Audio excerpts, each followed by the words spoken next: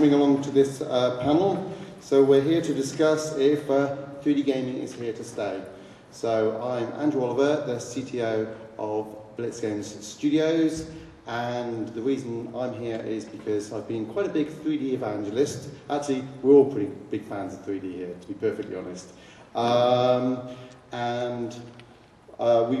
We write a lot of console games, and we wanted to get 3D into console games. I was really turned on by 3D when I went to IMAX and saw some 3D IMAX things, and I realised that the projectors were working perfect, but whenever it went wrong, it was always the content that had been created wrongly, and sort of people couldn't separate that issue. So I was always like, well, we're software creators, so when it comes around to TVs and computers, we've got to get it right. So that's what the talks have been about today, is making sure that giving people a proper, decent experience, and then they won't be damaged by these poor experiences.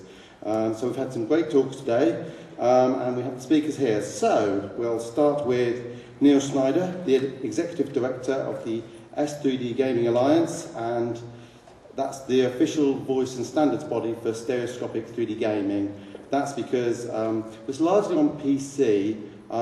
There's lots of different ways of doing 3D on different PC setups, and it's quite possible that if people are making those, playing those games on PC, that they can set things up wrong. So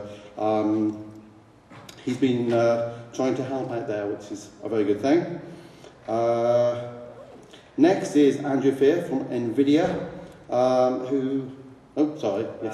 we're out of order with my notes. Okay, so you've got 10 years in the high graphics technology field and have been in 3D for quite some years, and I've seen you speak many a time at the 3D summits, film summits and game summits, and you're the Nvidia 3D guy. Okay. Keith Leonard did a talk earlier. They were working on the Toy Story 3 Mania.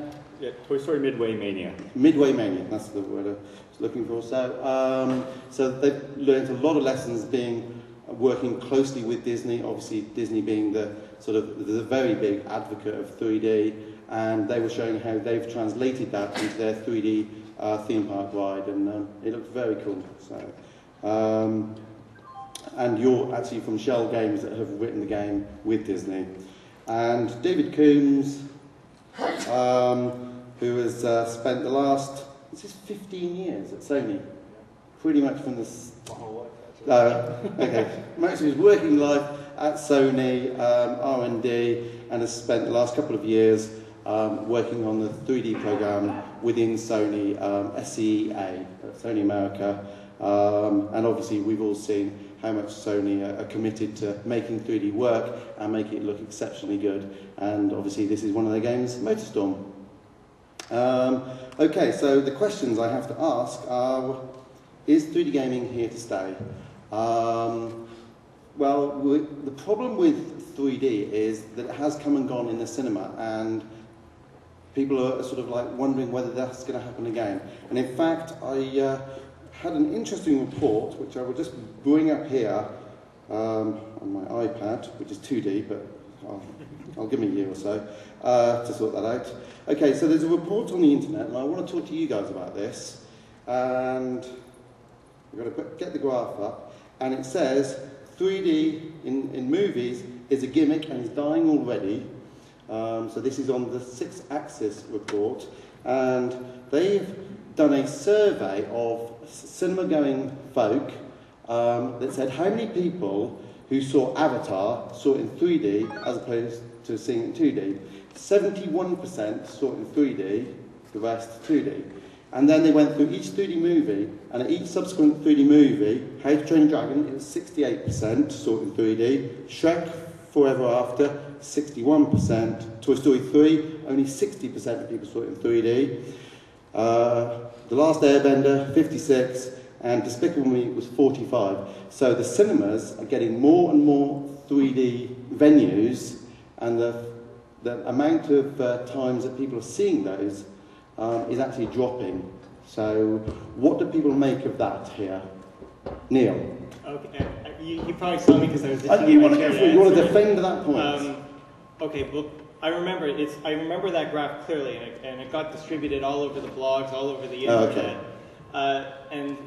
You know, we have to remember when Avatar was out in the cinema, they had nearly 100% exposure to all the 3D cinemas. But what's happened is, you know, months after that, there were several 3D movies in simultaneously. So a lot of, when it came to 3D movies in the theater, they had less screen space to work with than the earlier 3D movies. And that's not a problem with the content. That's a problem where there's just limited space to play the movies. Another issue is if you look at the numbers that were in that graph, and you know, if you look at the movies, there's no consistency as to how many cinemas they were made available in. So it was like comparing apples to oranges from one film to the next. And you know, and also to make a comparison to Avatar, the biggest selling movie of all time, with, you know, I don't know if it's 1.7 or $2 billion in sales now. It's big. I mean, I don't know how many ETs happen in a lifetime. I don't think it's reasonable to expect every single movie to come out in the theater to do just as well as the previous. No, but that was the percentage of people who had chosen the 3D version over the 2D version, and they are suggesting that it's dropping in the cinemas. It's so incorrect. is it a gimmick, and people go, well, I've kind of seen it now, I've experienced it, I don't necessarily need 3D. Toy Story 3 was the top-selling 3D animation film, if I recall. It's not... But the percentage of people seeing it in 3D was a lot lower. Well, again, there were. I mean, we have to look back at what other movies were available in the 3D space at the same time. Okay. So that would be my. Well, we ought to move it on to games, although. Well, I have a transition. I'll take you into games. Actually. Okay. So I actually read the report too, and I mean, I think like everyone else, I think Neil's raised some pretty valid points. There were also even some valid points that I saw going into it. You know, one of the big things with Toy Story was the fact that it's a kids movie. And I actually saw it in two different Realty theaters. One theater had kids' glasses, the other one didn't. I have a 4-year-old, and I guarantee you I took her to see Toy Story 1 and 2. Glasses wouldn't fit in her. She wanted to leave after an hour. So there's other factors that go into it. But I think the other interesting thing is there's actually a survey that came out around the same time conducted by the Nielsen Group, which actually talked about television and the interest in 3D for consumers for the home. And I actually argue that in some cases that the demographics for the movie theater audience might be slightly different than the entertainment for the games. It's very similar, but it is a little different. And if you looked at the research that came out from Nielsen, at least looking at some of the characteristics of people who want content on a 3D television, it was something like 7 out of 10 people wanted to play games on it, which showed there was a really strong interest in games. So I think it shows you that just because there's a lot of factors that go into looking at a single study without actually analyzing, as Neil said, all the things led up to it, I think that people who are interested in gamers are usually early adopters, and they're definitely interested in trying new technology, and there's definitely interest in 3D. Yeah, okay. As we saw from Neil's graph and the other graphs earlier today, that certainly gamers are really into the immersion and 3D. So, Keith? Yeah, just a bit of an anecdote. When we went to see Avatar, the first 100 showings were sold out, right? And I think we went to see it at 1 o'clock in the morning. And I don't think you're going to take your kids to see Toy Story 3 at 1 o'clock in the morning, but you better take them to see Toy Story 3 on opening weekend. So it may be also just the number of seats that are available that might be affecting that percentage overall. I think for the movie industry, maybe a bigger concern for them should be that 3D movies were a way of kind of differentiating going to the theater again and that experience versus the home movie theater that everybody has for 50-inch televisions, right, and surround sound systems in their house.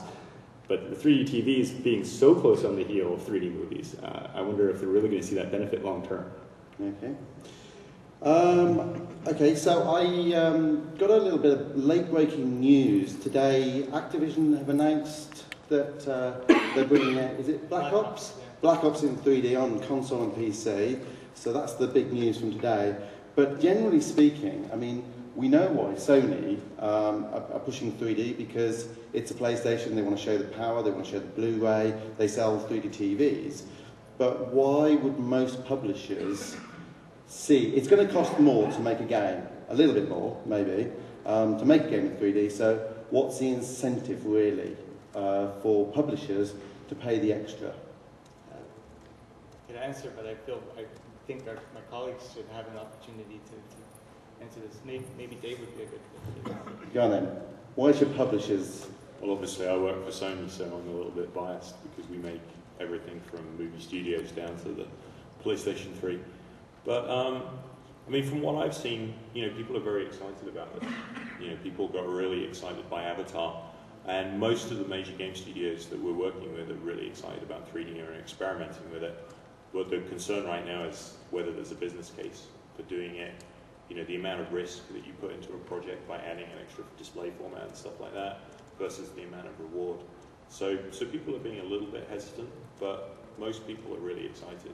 And I think when you play a game like Motorstorm and you crash at 150 miles an hour and the car's tumbling through the air, when you do that in 3D, you get a completely different feeling. It's a feeling I've never felt before, not playing a game in 2D. When the car's flipping end over end and you're inside it, it's an incredible feeling. So, it is going to kick it up a notch. So let me give two answers. Okay, so one answer is it's actually a business risk to not support 3D gaming, because what's happening is 3D televisions are being adopted in the home. Even as this default technology, where the majority of leading brands like Sony is a working example in their premium televisions where 3D capability is included by default. Now, what's going to happen is consumers or gamers like myself are going to go to the store and they're going to say, hey, my TV supports 3D. Which game am I going to spend my money on first? Well, if I know about the 3D and I like the 3D, which I do, I'm going to buy the 3D games first. And this morning we released findings that over 50% of gamers, traditional 2D gamers, these are people who don't even own 3D equipment yet, are consciously making a decision to say, you know what, when I have a 3D television, I will be making the choice of going for the 3D titles first. So that's a serious risk for game developers. It's a challenge business like anything else, so they have to keep their options open. The second reason is premiums. I know Sony made an announcement to the effect that they weren't planning on billing any premiums for games. That's the last I read it. But according to consumers, there is a large portion of consumers that said, you know what, for that 3D capability, they are open to spending a premium. So we have data to support this. If it should come to pass that becomes a possibility. And then the third reason is really about the gaming factor. The first study we did in 2000, well, we released the findings in 2009. The number one reason for gamers to spend money on computer graphics, hardware, sound systems, and so on is immersion. And stereoscopic 3D gaming perfectly ties into the mindset of a modern gamer. So those are my three answers. Okay. So... I'll just say one. You were just jumping Yeah, in. I was just going to say, obviously, I work at Nvidia in the PC space, and one of the, we support lots of. I was talking to David about this a second ago. Is that for a game developer on the PC space interested in 3D, there are different options for it. There is the traditional route, the route I guess I'd call it the PlayStation 3, or the other route is you can code in these native modes into your game. On the PC side, there are options that, to Andrew's point, if you're interested in trying to find cost-effective ways to get into 3D right away, there are techniques and ways you can do it which aren't going to, impact your development cycle by a significant amount. So there are ways to get into it. Like I said, as for a developer who maybe says, I'm interested in 3D, I want to try it, there are ways to do it, and you can test the market and see what the reaction is to it. And then if you want the second time around, you want to go big, by all means, go for it. We'd love to have you.